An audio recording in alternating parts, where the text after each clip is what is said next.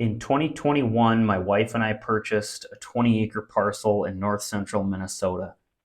This is in a context that I would consider semi-urban or sort of mixed urban and rural settings. We've got a neighbor's house over here on the west side of us. We've got a neighbor's house to the east.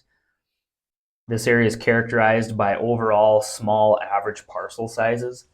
It's well wooded and fairly thick where there are various parcels, but mingled in, you have a lot of houses, roads, different things like that, mixed residential slash rural type conditions. And it gave me the idea to do a video where I'm going to talk about the 5 things that I've been able to do on my land where it's improved the number of deer that I can hold on this small parcel throughout the fall. And the first consideration is, how can you use your neighbor's land to your advantage? Is there a swamp that meanders onto both yours and your neighbor's land? Maybe it's a real thick bedding area or difficult to access area on your neighbor's side that you know they don't go into very often.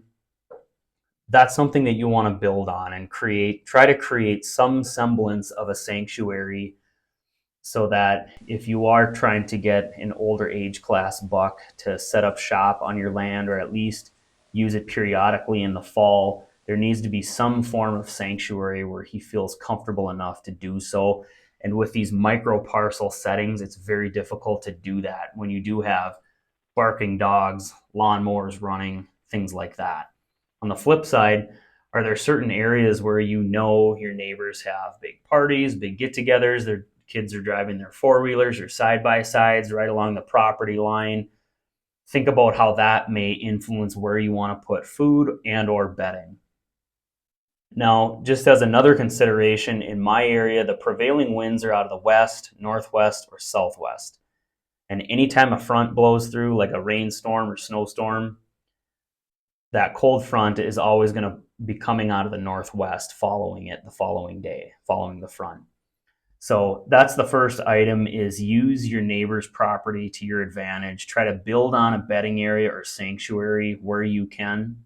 In my case, I'm trying to get, a 200 yard by 200 yard chunk of cover.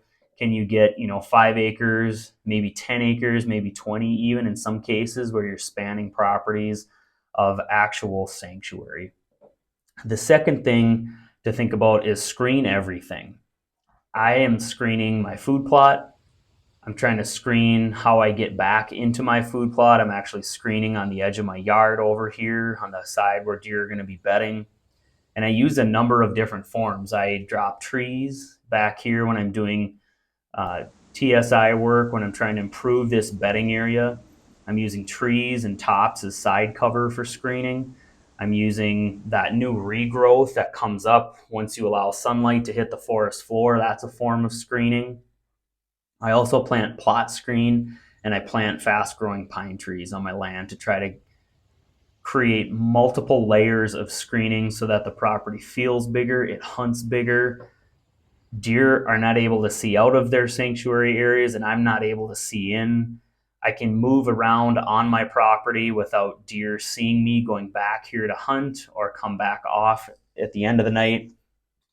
And then, are there things you need to screen on your neighbor's land too? Just the more you can block that vision for deer, the more you can separate the sounds of, the school bus going by, whatever it may be, a car door slamming. You can soften those sounds with the screening, and by creating those improvements, you're going to make that sanctuary feel more tranquil and more remote for those deer as they're trying to get away from all of the human pressure. The third thing you want to do on a parcel like this is create the best bedding habitat possible. In these broken urban slash residential areas, deer are constantly bombarded by barking dogs, slamming car doors, school bus going by, kids on side by sides, whatever it may be. And you need to create some area where nobody goes, where they feel completely safe, and they will gravitate to that in your neighborhood, because chances are, if you're hunting in a context like this, a lot of folks aren't doing this TSI work, okay? Especially in these semi-urban slash mixed urban rural areas, there aren't a lot of guys out there with a chainsaw dedicating part of their small parcel to deer habitat, right? So you need to make sure that on your parcel you have the most desirable and the best bedding habitat possible, so that those deer, when that car door slams or when someone's out mowing their lawn out back, they know they're safe in here. Those sounds have been softened by screening, and it's dense, thick habitat that is going to draw them in your whole neighborhood. It's going to be better than anything that Mother Nature has created on any of your neighbors' parcels. Now, the fourth consideration is having a food source that lasts all season. The tough part about these semi-urban, semi-rural areas is that your food plots can get hit extremely hard. When you're in these areas of small parcel size, residential type settings, there probably aren't great big soybean fields or quarter sections of corn um, around you. At least not in my case. I don't have a soybean field or a corn field within several miles of my house, and so that means there's overall lower food quality in this area. So when I do put in food, it makes it very, very attractive to those deer. That's why all of this stuff becomes even more important when you are concentrating deer so hard into one spot. You need a food plot that's going to last the whole season. And I've learned this the hard way, but what I have found success in is planting cereal grains to achieve that all season durability. Those cereal grains can take immense browse pressure. They can take a really wide range of soil types and soil qualities. It's an easy to plant, easy to grow things, winter rye and oats specifically. Now, you don't have to plant just those things. You can plant clover.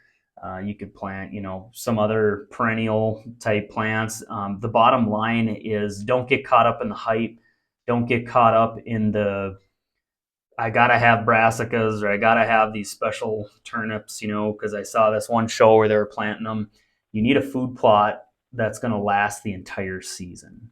And lastly, I'll end on this, but this applies on all properties, but maybe even more so on these micro parcel setups. You need to hunt sparingly and hunt the edges. Now I'm going to go back to this photo and how I've set up my property. These white dots represent my access trail back into this area of mature closed canopy overstory pines. These were machine planted probably 30 to 40 years ago. And this area is almost totally void of any and all wildlife. That goes for woodpeckers and squirrels too. There's almost no wildlife. It's just a sterile, closed canopy pine plantation. And that's what I've chosen to use as my access. I can blow with a west wind. I can blow my wind and my scent this way through these pines away from the food plot.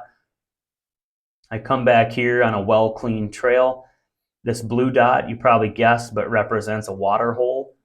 I've got a stand right here that I can shoot 20 yards to the water hole, and I can get in this stand and then get down and out of it and go back to the house at the end of the night without ever spooking the food plot. And that is a really key component of this whole setup. Deer are coming out of this bedding area improvements that want to go to the food plot, and a lot of them will swing by, hit the water hole on their way through in this sort of staging area, then filter through these trees and out into the food plot for the evening. I'm waiting right here with a west wind, and this sets up so that it's just a completely stealthy approach. I can shoot to the water hole and get a shot at those deer before they make their way out to the food plot. This is mainly what I'll do for the season. I do have a couple of stands on the edge of the food plot, but it is doing damage getting in and out of these stands if I'm spooking deer off this food plot, so I almost never do it. Or I'll save these for late season, maybe get a muzzleloader hunt in right at the very end. But throughout the majority of the fall, I want to have these deer on my parcel because I'm hunting those edges and I'm not flushing out the sanctuary every time I go hunt, and I'm not flushing out the food plot every time I go to my stand or get down from it. So those are the 5 improvements that I have made on my 20-acre parcel. Let me know what improvements you guys have made down below in the comments. If you enjoyed the video, give it a thumbs up. and I will catch you guys on the next